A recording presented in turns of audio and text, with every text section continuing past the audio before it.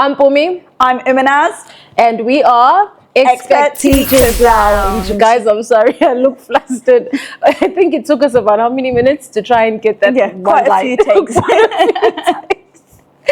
We are exhausted. We've had a very long day. Long day. The week started yesterday. And it feels like forever. But it does. My When is Thursday coming? But a busy day today. I'm telling you. But we are here. We're here. We can't let you guys down. So obviously, we're going to show up for you all the time. And today's episode, we're talking about... we just thought it's...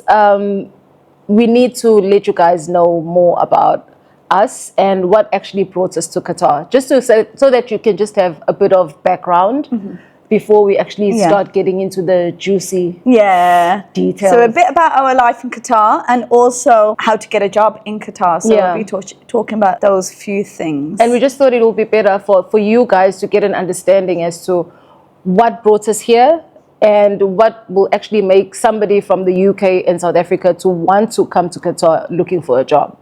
You know? Yeah. So Pumi, when you came to Qatar, tell me what shocked you, what excited you, what surprised you, what girl, what did you have in your mind? Listen here, right? First of all, for my family and I to come here, it wasn't through joyful circumstances, right?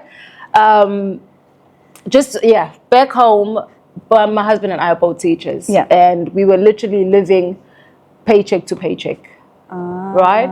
So we just thought, you know what, something's got to give. Yeah. Something's got to give in order for us to be able to have a decent future for our kids, you know? And Qatar was the place. That's amazing. So when we landed here, the first thing that shocked me was the heat. Oh, that was... Yes, the way it hits you. You know, walking out of that airport and nobody warns you, hey? Yeah. Nobody warns you. And how many hours was your flight? 'Cause mine was 7 hours. So you're tired, you're shattered. You get me? You're nervous about coming to a new country. Who's going to greet me at the airport? And then that's the least of your worries when you're hit by the heat. I'm telling you. And what made you decide to come to Qatar? I was teaching in the UK. I had been teaching 3 or 4 years and I just wanted to go somewhere where I could do a bit more travel and explore. I come from a big family. You know, we always just did everything local to us. Yeah. We didn't really venture out. We didn't really go on as many family holidays, for example. I just thought to myself, I want to do a bit more travel. So I came to the travel hub. Yeah. And Qatar is and it's very central, hey? It's easy to travel. Not easy. Let me not say easy because it just sounds like obviously you privileged. I had to do that. It's going to come after you. Obviously, it's expensive, but now, for instance, if I'm going from the UK to Malaysia, you're looking at a very long flight, 14, 15 hours. But if I'm going from Qatar to Malaysia, you're looking at 7 to 8 hours. So you see the difference. Definitely. So this is a travel hub. Okay, other than the heat, give me more. Oh my gosh. Where do I even start, girl? It's like so much. You know, if you are looking to somehow make a difference in your life, right? Qatar is the place to be. And I'm not just saying that because I'm here, right? In the sense of saving money. Guys, let's just be honest. A majority of us, we love money. And you work, obviously you work to earn money. And the more money you get, the better your life is. Am I right? And to spend it on things that you like, going to places that, you know, it's a whole lifestyle, isn't it? So in South Africa, what we found difficult was, let me just put it like this. I was irresponsible when I first started, like, you know, in a permanent position. Coming from a background where your mom tells you, save your money, but obviously you rebel, you don't save, you get a permanent job and all you think of, credits. I'm going to go to this store and I'm going to get credits. I'm going to go to that store and I'm going to get credits. And then what ends up happening? You end up being in debt. So we were stinking inside the debt. You were just falling down that hole. And we fell hard and we fell deep into that hole. Was it Qatar that saved you? Qatar saved us. Let me tell you something. Within a year of being in Qatar, we were debt free. Wow. Alhamdulillah. 1 year. Alhamdulillah, for sure. 1 year, Uma. And when we were in South Africa, we could barely think of, okay, how are we even going to pay our rent at the end of the month? So is that because in Qatar, so in terms of salaries, without going into numbers, because that's for another episode, are you getting paid double from what South Africa? Triple? You know what? I don't mind sharing what I used to earn in South Africa. Yeah. I'm actually going to put up, I'm going to obviously blank out like the important information. Yeah. But I want you guys to understand what I'm saying. I'm actually going to put like my pay slip from South Africa on the screen. That would be really right? cool. Yeah. So you can literally see at that time I had, I'll say about 4 years of working experience, if you don't count UK teaching experience, just South African working experience. In the UK, it was 1.5 years of teaching experience. But just South Africa, I'll say about 3 permanent years of working. I was earning 15, taking home 8,000 Rand with a family, right? I don't know the conversion. I told you guys last episode, I'm bad when it comes to my conversions. But can you imagine, you still need to pay rent, you still need to, you know? It's I don't know, like with you guys in the UK, when it comes to salary, is it more or less the same? I'll be as honest, what you it's more or less the same, but in the UK, you're paying tax. Yeah. In Qatar, you're not paying any tax. So you're pocketing the money, but you do have the expenses like housing, accommodation. I was living with my family, so I didn't really need to think about paying separate Wi-Fi, grocery shopping, so all of that into account. But it's pretty much the same as the UK, but the tax, you're saving that. So actually, you're getting more. You're getting more than the UK, yeah. So my thing is like, and that's my only worry if I was a UK citizen. What happens if you leave the UK and you come and work here? What happens to your pension? You don't. So you have to be working in the UK for a certain amount of years to get a pension.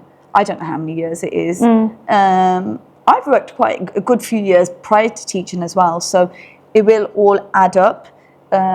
So let's see. I honestly don't know. So would you advise somebody if they were thinking of the long run, like, okay, is there a maximum number of years that you need to be out of the UK and working in Qatar or somewhere else if you do not want to lose out on?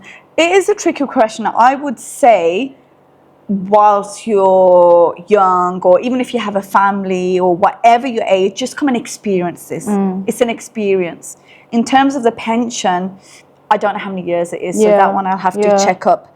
But yeah, I would definitely say come while you can and just experience it.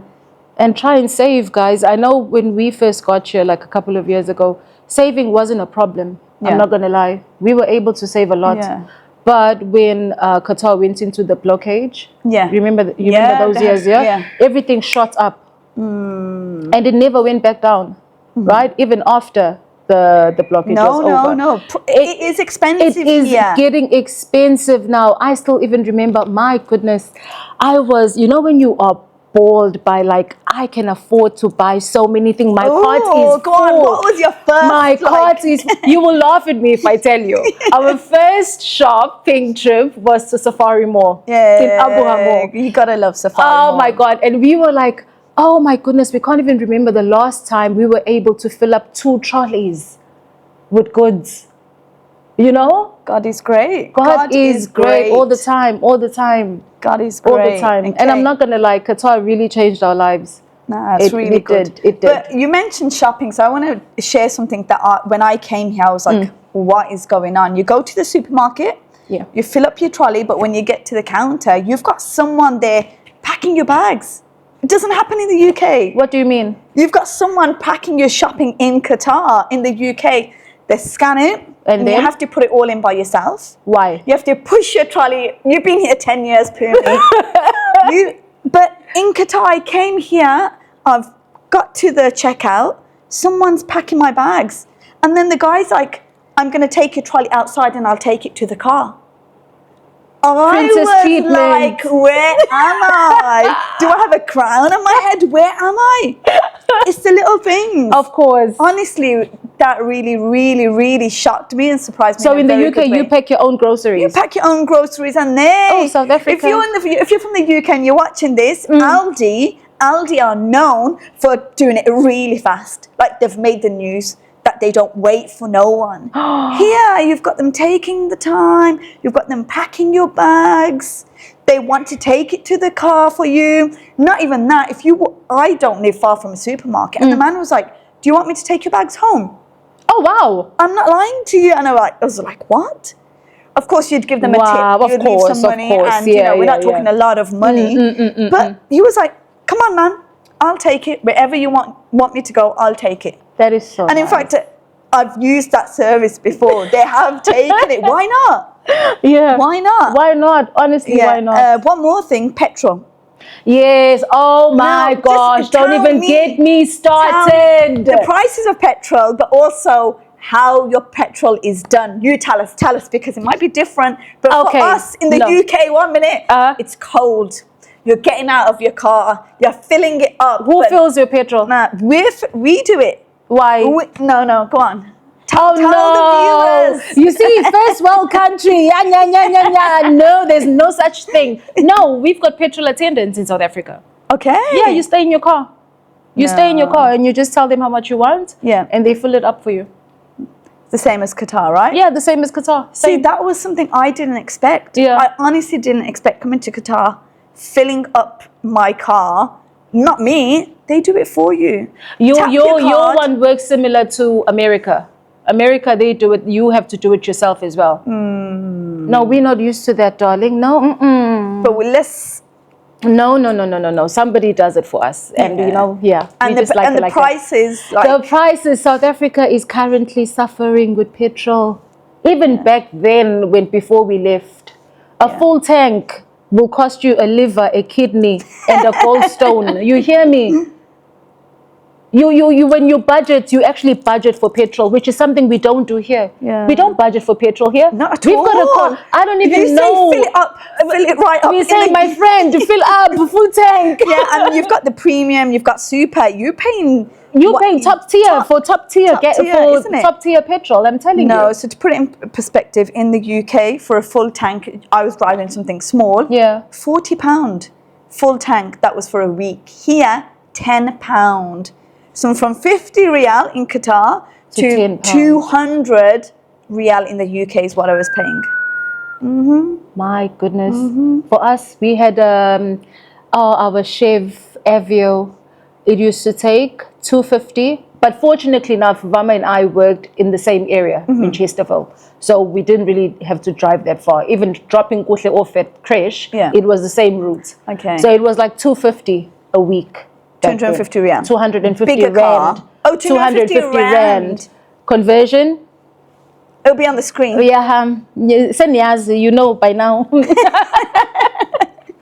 Yeah, so, but here it's like literally you don't even budget for petrol. It's just something that you do by, just in J. That's you know? it, yeah. Honestly, there's a lot of shocks that come to mind, like when the heat, the supermarket, the petrol. Are there any more? I'll say even like, I'm not going to lie, in South Africa, the food prices, when we go to South Africa with our reals, we are balling. We are millionaires. Woo-hoo. You can't touch us. We are going like this. You hear me? But if you think about it logically, your salary here in comparison to what you get back home, there's a big difference, obviously. Yeah. Right? But here, with your salary, you can still get a lot more than what you would be able to get in South Africa if you are working there. You get me? You can still do a lot more here. You know, you can buy a lot more things that you wouldn't buy at home, like your luxuries in terms of your groceries. There, back home, you just buy your basics. Yeah. You know, but here you can have lettuce and cucumber and whatever, whenever you want. You can't. We're not saying that the grocery is cheaper. I've got to say the grocery, no. Even restaurants, it is pretty expensive, but just bear in mind our salaries are obviously a lot more from your perspective. Yeah. And you just budget as well. But I haven't really thought about, I need to budget, or I need to do this, or I need to do that. And your money goes far. Money goes far. Your money goes far. how far? I've traveled to how many countries since being in Qatar? Yo, you a travel girly. I've been to so many countries. I'm going to name a few. I've been to Zanzibar. I've been to Jordan, Egypt, Malaysia, Vietnam, Thailand. Wow. Where else have I been? Now in the UK, let me ask you something. When you were in the UK, did you travel out of the UK? Not this often. No way. It was really expensive. Not this often, no. Here, you've got 1 week holiday, let's say. Book a flight, you're going. In the UK, no, it's quite expensive from the UK. And it's the thought of traveling so far. So I did a whole 5 weeks backpacking tour in Southeast Asia. And it was from Qatar, a 7-hour flight. And that's it. Now, if I'm in the UK, you're doing a 14-hour flight, 15-hour flight with layovers. So nah, not worth it. Okay, so you were counting and I cut you off, sorry. You were saying Saudi, give me more, tell me more, tell me more. So that's, what more? I've done more. Oman. Honestly. You have done more. You're always traveling. Yeah, so. You are always traveling. This is the thing. When it's. But that, you're blessed because, you know. I think I think this is, Qatar has opened that opportunity for me to be able to be like, okay, even if it's last minute, off I go. But Uma, don't you think like you are an inspiration to girls who look like you? No, honestly, because other girls who are Muslim, I'm being honest, Muslim, like not married, and Muslim, not married, coming from an Asian community where you've got people saying, oh, what would they say? What would they say? What would this auntie say? And just from the whole background that I'm from, this is not normal. Not normal. No, it's not normal. And honestly, I thank my mom. She's very open-minded. She let me take the opportunity. And she was like, fly your nest, go and do it. So I hope what you're saying, I am, I'm able to be a role model for those girls to say, look, you can do it. You can be here. You can be on your own. It's a very safe country and the world is your oyster. Get out there, get out from where you are and just go. And just go. And just go. And there's no limit to what you can do as long as, and we've said it in our previous episode, that as long as you set your mind to it, it's achievable. You can do it, you know? That's it, And it's so nice now because you've got people like you and you've got people that you can watch to see that, okay, you know what, if she can do it, she looks like me, she talks like me, and she's there, what's stopping me from going there as well? You know? I have had people reach out to me and ask me, you know, as you're saying, some questions. So that has been really nice. But thank you so much for saying that. Thank you. You know, I love you. No, thank you so much. But then how did you land in Qatar? So you've got to Qatar, but how did you get the job? So what we did was, first of all, guys, my South Africans, please, Bandla, I'm begging you. Your CVs, I know in South Africa, our CVs, they are like a novel. I'm not saying this in a bad way, but we take pride in our CVs. I'm sorry, we put a lot of work in our CVs. But how many pages? We will give you 3 pages. We will give you 4 pages. 3 pages. Excuse us. You need to know what we have and what we are capable of giving you. Come on. But that does not work in Qatar.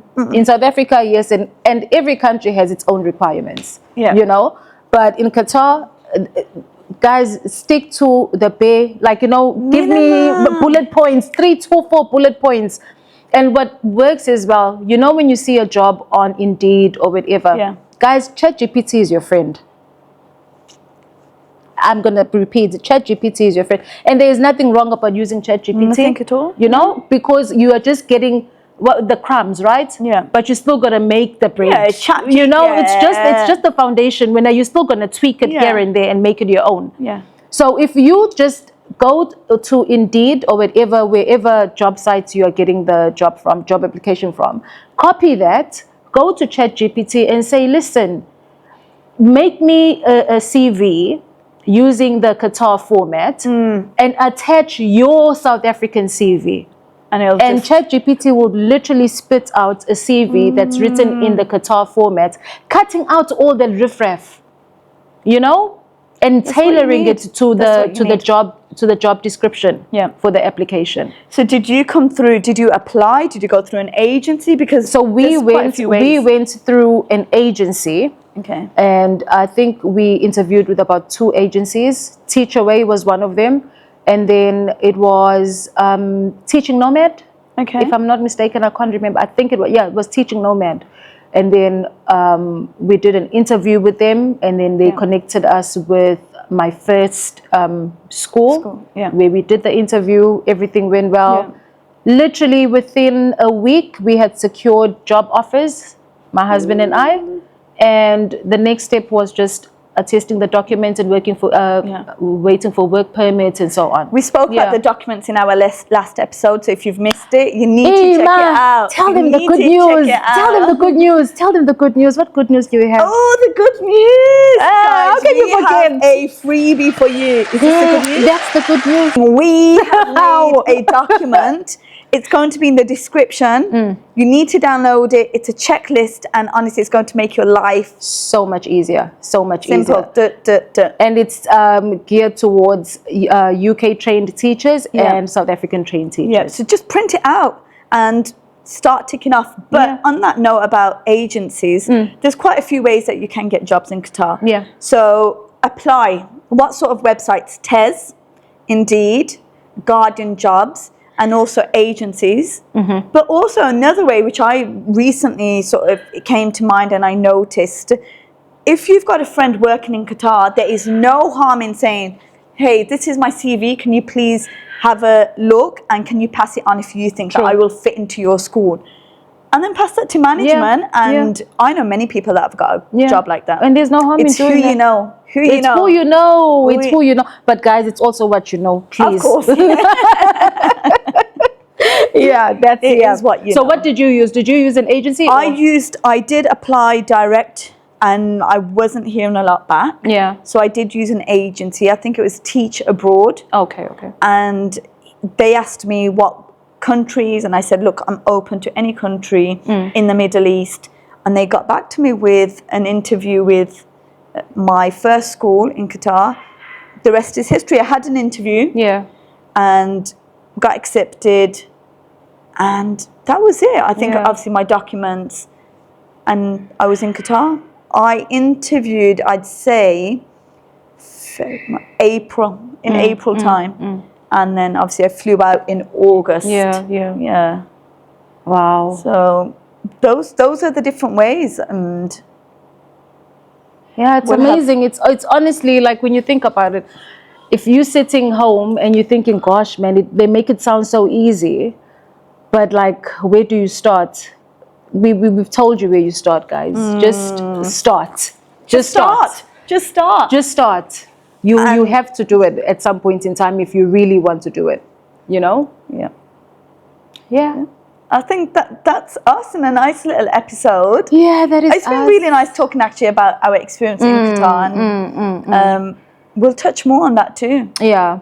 And just for you guys to actually know, like, what made us come here, you know? Because maybe there's somebody who's in the same situation who's like living like paycheck to paycheck and really struggling, and they've got the qualification. Yeah. And they're just looking for a way out. Yeah. You know, Qatar might be the way out. The place for you and to change your life. Yeah.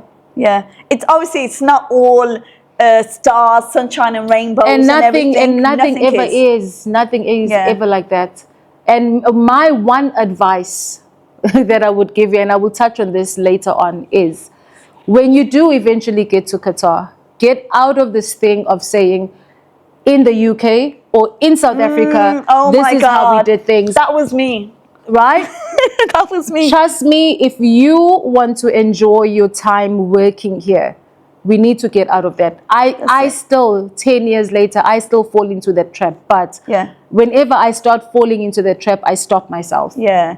Adapt to the teaching in Qatar. Adapt to how schools work in Qatar. And adapt to life in Qatar, because there's so much more.